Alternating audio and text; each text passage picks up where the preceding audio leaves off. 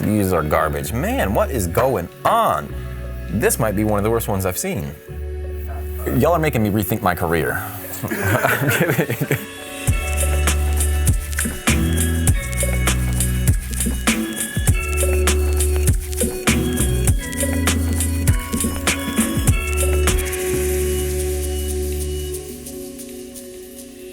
What's up, everybody, and welcome back to the channel. First of all, I want to thank everybody for sending in your tattoos. You've sent in so many, and it's surprising to see so many good tattoos out there in a world full of terrible tattoos. Today we're going to be doing an artist critique video, and I've gotten some feedback that I need to be a little more honest, you know, on some of the tattoos that I've skirted by that maybe I gave a little too nice of critiques. So being a little more honest going forward, no one is safe.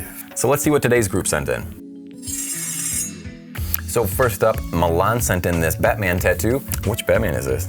I know it's not George Clooney. Colors are fantastic. I love the blues and the purples and his demeanor, but I think there needs to be some sort of occlusion from the gray to the purple on the mask throughout the shadow, and not so drastic and black and then immediately to the purple. I like how you added the bottom piece to this with a little Batman and a little light. However, I wish there was a little more wow factor to this on the bottom. I think the bat symbol could have been a little more illuminated, make it look like there was actually light coming from there, and I think that would have been done maybe with more skin tone and a little more white, and maybe make the peak where he's standing actually look like it's the top of a building, because right now it kind of just looks like he's standing on the ground, and that's not where Batman hangs out. I do like that you added a little bit of paint splatter behind it. It kind of adds a little bit of a, you know, artsy effect to it as well. I just think that you need to work on your blending a little bit when it comes to blending the blacks to the purples, especially when you see in the background here to the right side, the black is just so harsh, and then the purple starts right after that. I think you would have helped yourself a lot if you would have just blended that black to the purple a little bit more. It would have made the background seem a little more blurry, a little more set in the back where it needs to be. On the left side, it tends to get a little bit lost for me. I can't quite tell if that's his cape that's coming up and then the background starts after that. Yeah, I wish it was a little more defined when it came to the background to his shoulders. I feel like it just kind of gets lost a little bit in there with the purple, and there's no definitive line between his shoulder and the background. And now, coming down to the face and the eyes and the nose, it looks like you tried to put some white highlights in the eyes, which I think probably would have been better off without. It's unnecessary. You've got the skin tone in there. The white's just gonna do nothing but make the skin tone look a bit darker, and your white is obviously bleeding a little bit, so that doesn't give you a nice, vibrant highlight, especially for the picture. So I maybe would have left those tiny white highlights alone. The cheek looks a little rough. It looks like you kind of got a little heavy with the black shading on his left cheek to the mouth area around the jaw. It looks like you may have decided to back up a little bit with that black and started to use skin tones instead. I could be wrong, it's just what it looks like. It would also help to take photos without all this liquid on there. You can get rid of a lot of that glare. And if you are going to use liquid or some sort of ointment on there, maybe grab a CPL filter to diffract that light. I know this isn't a photo critique. I'm just trying to help you put out better pictures to the world, because this is your business and this is what you're marketing to people. This is what they see. And I can tell from looking at your other photos that it seems to be a reoccurring issue. There's just a lot of glare going on, and I think it's best to just eliminate that. So if we take a peek at this Joker that you sent in, there's no glare. The tattoo looks complete. This is kind of what I would expect to look out of a nice, well put together portfolio. I think all your tattoos should kind of look like this. There's just no distractions. It's easily readable. It doesn't seem like anything's out of place. Everything has a home.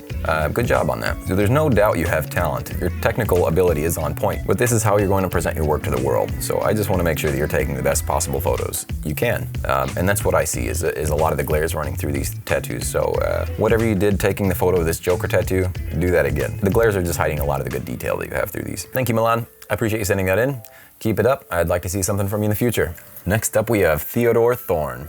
Theodore, we're going to be breaking down this skull you sent with a Native American headdress on the ribcage. Let's start out with where my eyes go first, and that's these feathers up top. First of all, the lines that you're putting in these feathers aren't very straight nor consistent, and sometimes they're a bit thicker than others. This one right up top down the middle, on the right side of it is a very thick line. On the left side, it's kind of a wiggly line that looks like it kind of got away from you. And a lot of these lines aren't even carried or finished out throughout the entire feather if we look to the third feather to the right. Although I'm sure that those feathers meant to have a soft tip. It just seems like the feather on that side kind of just dissipates into nothing. When we come down to the blade or the knife that he's carrying in his mouth, again, I feel like there's just a lack of line weight that's not making this a believable tattoo. If you were to have some lines on the bottom of the handle, on the bottom of the blade, you know, you'd give it some sort of lift away from that bottom jaw, and it would make it seem like there's actually a knife in his mouth. Since there's no lines there, it just kind of blends together and keeps it very flat. Same thing could be said for the eyes, nose, and the band of the headdress. There's just a lack of line work. I know you're trying to do it all with shading, so it doesn't seem like there's any hard lines,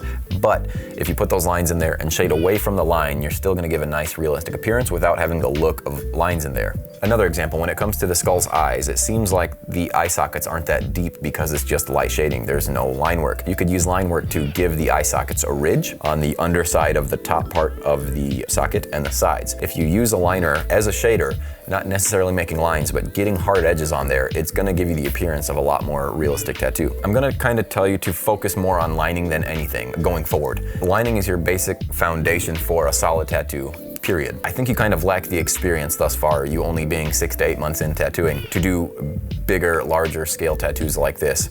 I really think you should hone in on maybe palm-sized tattoos that involve a lot of line work, a lot of different line weights, you know, thicker lines, smaller lines. Otherwise, you're just gonna be developing a lot more bad habits that you're pushing on into future tattoos, and you don't want that. You want to be doing the best possible tattoos you can, so please focus on your line weight and building a solid foundation. Trust me on this. It is the most important part about making a good tattoo. And again, whether that's actually being able to see the lines or hiding your lines with shading, you do need lines in there to help build that structure. You sent in a few others that may seem a little edited, so that's why I want to kind of stick with the first one that seemed very natural. The other ones just seemed like maybe the contrast was boosted a little bit, so I want to pay more attention to this one. Thank you, Theodore, for sending those in. I'd like you to send me some photos in the future if you can, maybe a year from now. I'd like to see some tattoos with some nice line weight. I'm holding you to it. Bud sent in this traditional sleeve that I'd like to tear apart. First and foremost, there's a lot of stars here, and it kind of honestly looks like a tablecloth cover. I think you had plenty of room to fill this with other tattoos before you filled in the background with all these stars. Number two, lack of line weight. The poker chips here in the middle, I feel like you're not putting any line weight in here. There's a little bit of outline around the entire outside, but this being a nice, bold, traditional tattoo, you should have had a nice like 9 or 14 round liner around these chips, maybe smaller line weights in the middle. The same thing goes for the tattoo up top, the good luck horseshoe. A nice, bold outline around the outside, at least a 9, maybe even a 14. You have room to make those tattoos bigger. Make them bigger, fill up the space. Worry about the stars going on later. Don't make that part of the entire tattoo. The money bag and the cards, I mean, same thing with all these tattoos, the dynamite stick and the gold bar. They all need more line weight. It needs thicker lines around the outside. Help these tattoos be bold and visible from across the street. And again, make them bigger. Fill in the negative space that's there with tattoos that are this size instead of filling them then with so many stars. If I were a fan of these stars, the stars look good at the top, but then as we get in between the poker chips and the cards, you really cram those stars in there. Like there's really no room to breathe at all. Do I hate this tattoo? Yes. Is there room to improve? Absolutely. Please slow down on adding all these stars on the back. The inside looks a little better where you've got the playing card king. I like that tattoo, probably more than anything on this entire arm. The rest of them I just feel are very small, lacking line weight, and then just leaving way too much room for background. Another thing I want to point out is the hinge on the crease of the ditch. Again, it should be bigger. And again, with a nice thicker outline around that, it would have been a solid tattoo. And yay. My two main takeaways from this. Everything should be bigger, everything should have a thicker line weight. So thanks again, bud. Next up, Dyllan Tattoos sent in this clown from It. You know, I'm not really a fan of this tattoo either. First of all, I've never seen the movie It. I watch good movies. If somebody explained to me what these deadlights are, otherwise I would have no idea what they are, and I would kind of just assume that they're random red orbs. Overall, a lot of room covered. I wish there would have been more use of a liner, not so much outlines, but just like a thicker liner to add some texture that's not made by Magnum. Using an outliner on the hands, they're set forward more than anything else. I think a nice line around all the fingers would have been good to see, and maybe an outliner used in the hair a bit, because I'm not sure that this is even hair at the top, to be honest. It kind of just looks like an orange spiral of some sort. I'm assuming this is supposed to be something in his hands that's illuminating a glow onto his face, that you decided to use this powder blue for the forehead. I think I know where you were going with this, I just don't think it's executed very well. I think you were trying to make his face this bluish gray color. The lower part of his face is being illuminated by whatever is in his hands. However, it doesn't necessarily read that way. It just kind of reads as he has a yellow face and a blue forehead. It's almost like a sky blue. And I think you kind of missed the mark on that.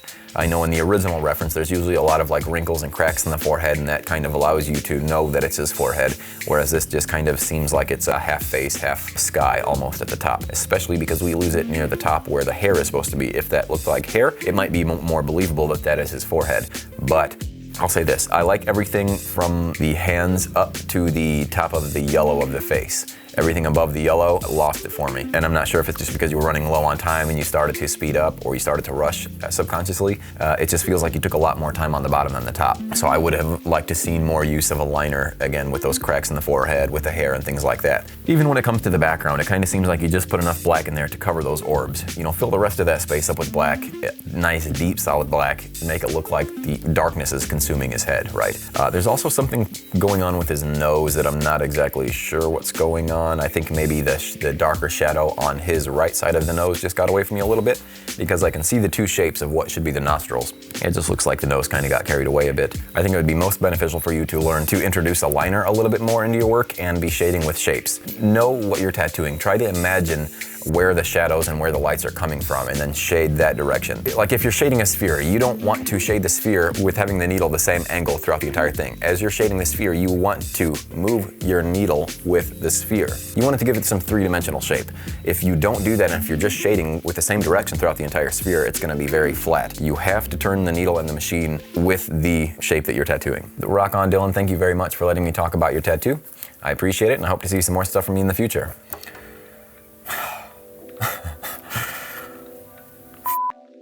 I don't even know where to begin. These are kind of rough. All right, Hector. The wrap tattoo is a little better than the microphone tattoo. The microphone tattoo is the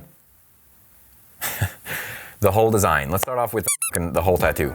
These red flames are wild. I think that's what they are, right? The red flames going around it. No idea what's happening. I see Blowout City, like to the right of this. I don't think that was a shade. I think that was a blow. I have no idea. I don't know if that was a shade. I don't know if that's a blowout just to the right of the mic, but I can tell there's blowouts in other parts, which lead me to believe that that's a blowout as well. The lines aren't finished in some parts. They're just not smooth overall. This top flame here, it looks like you kind of doubled back, and there's a trench of skin tone in the middle of there. These microphones don't have lines down the middle of them like this one does. They have a nice bend, and then, boy howdy. Comparatively, the flames on the wrap tattoo are much better than this seaweed old haggard ass flames on this microphone tattoo that's going on here. The color looks better, the structure looks better. Other than that, again, really lacking on some line work here. You're letting get away from you is what's happening. You need line weight among just having consistent line structure. You can tell there's a couple parts where your lines kind of veered off from the flames in the background into the flames in the foreground, and there's a couple parts where the lines just kind of went haywire at the ends of the flame. The tips of these flame here, you don't need these little scraggly hairs at the end of those, and it kind of looks like you half-assed the shading in the background a little bit. Some shades go outside the lines, and then some lines just go over other lines in general. Some lines aren't finished, so it kind of looks like you're just speeding through this. You wanted my honest critique, you're getting it. The shading in the heart as well. It's just, there's not a whole lot of consistency going on here. These looked like nails coming through the heart at first, but on second glance, they might just be spikes, like one of those spiked collars that you'd wear in high school as a 17-year-old. Or some of them even look like tips of swords, like this one on the bottom left kind of looks like the tip of a sword. I don't really know what's going on here. That flame, it does have a nice ass, I'll say that. Oh, hey. What's up, flame? I just can't get away from this first microphone tattoo. I feel bad if these are on you. I feel bad if you did these. I just feel bad all around. You just gotta slow down a little bit. This isn't a race. Take the time you need to make these tattoos good. Maybe turn your machine down. It might seem like you're running your machine very high and that's what's making you move your hand a little faster. So maybe just try turning your machine down. Get your hand to move only as fast as your machine. And I think that's gonna help out a lot because it kind of just looks like you're making a lot of quick mistakes. Things that could have been prevented had you gone a hair slower. There's not a whole lot of good things I can say about this. I think this tattoo's funny. I mean, the person obviously loves rap a lot. Thank you, Hector.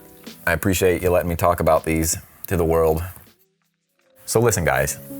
I know at the beginning of this video I said there were a lot of good tattoos being sent in, and this week kind of proved that to be wrong. And I guess that makes me a liar.